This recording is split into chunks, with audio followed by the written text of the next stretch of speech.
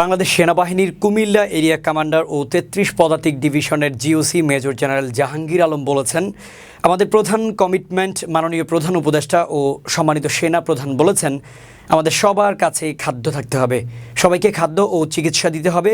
খাদ্যের বিষয়ে বলছি, যেখানে পৌঁছানো সম্ভব নয়, ছাত্ররা রয়েছে অথবা আমরা রয়েছি, সেখানে খাদ্য পৌঁছে দেওয়া হবে। নোয়াখালীর প্রতিনিধি জানান, তিনি মঙ্গলবার সন্ধ্যায় নোয়াখালীতে সার্কিট হাউসে এক সুধী সমাবেশে এসব কথা বলেন। এর আগে তিনি জেলার কোম্পানীগঞ্জ উপজেলার মুছাপুরে ক্ষতিগ্রস্ত সুইচ গেট পরিদর্শন করেন। চিকিৎসার বিষয়ে তিনি বলেন, যত মেডিকেল ক্যাম্প দরকার, যত ওষুধ দরকার, সব আমরা দেব, আমাদের সরকার দেবে, আমাদের বাহিনী থেকেও আমরা দেব। লক্ষ্য একটাই, সবাই যেন চিকিৎসা সেবা পায়।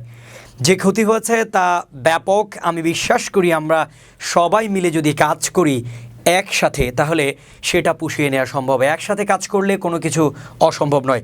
বাংলাদেশ সেনাবাহিনী সবসময় জনগণের পাশে আছে এবং ভবিষ্যতেও থাকবে। তিনি আরও বলেন, আমরা সবাই মিলে একসাথে কাজ করি, একসাথে চলি, নতুন বাংলাদেশকে সুন্দরভাবে গড়ে তুলি।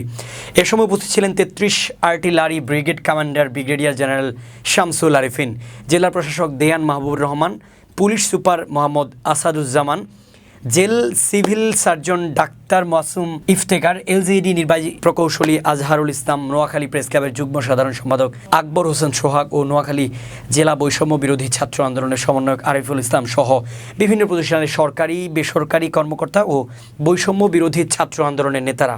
আমাদের যে দুটো কমিটমেন্ট, আমাদের মাননীয় প্রধান উপদেষ্টা এবং সম্মানিত সেনাবাহিনী প্রধান যেটা বলেছেন, খাদ্য সবার কাছে থাকতে হবে, সবাইকে খাদ্য দিতে হবে এবং সবাইকে চিকিৎসা দিতে হবে।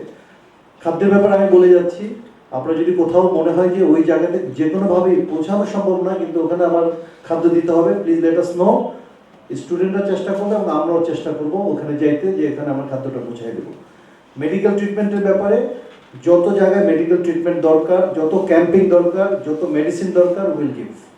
আমাদের সরকার দেবে, আমাদের আর্মি থেকেও আমরা দেব, কিন্তু সবাই যেন মেডিকেল ট্রিটমেন্টটা পায়। রিহ্যাবিলিটেশনের ব্যাপারটা, এটা পরিকল্পনা হচ্ছে, তোমরা একটু ধৈর্য ধরবে। আমি নিশ্চিত যে নির্দেশনা আসবে, এটা অনেক সুন্দরভাবে হবে, কারণ যে লসটা হয়েছে এটা ব্যাপক, কাজে এটা আমাদের সময় লাগবে এটাকে সব কিছু ঠিকঠাক করে দেওয়ার জন্য।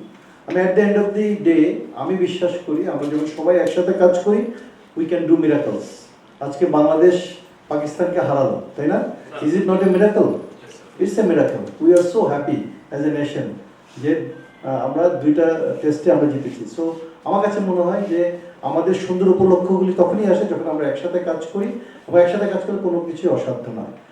As a patriotic force, Bangladesh সেনাবাহিনী সবসময় বাংলাদেশ জনগণের পাশে থাকবে, আছে এবং ভবিষ্যতেও থাকবে। তো বাংলাদেশ সেনাবাহিনী সবসময় আপনাদের সাথে আছে, আপনাদের ফোর্স মাল্টিপ্লায়ার হিসেবে আপনার যে শক্তি দরকার ওই শক্তিটুকু দেওয়ার জন্য।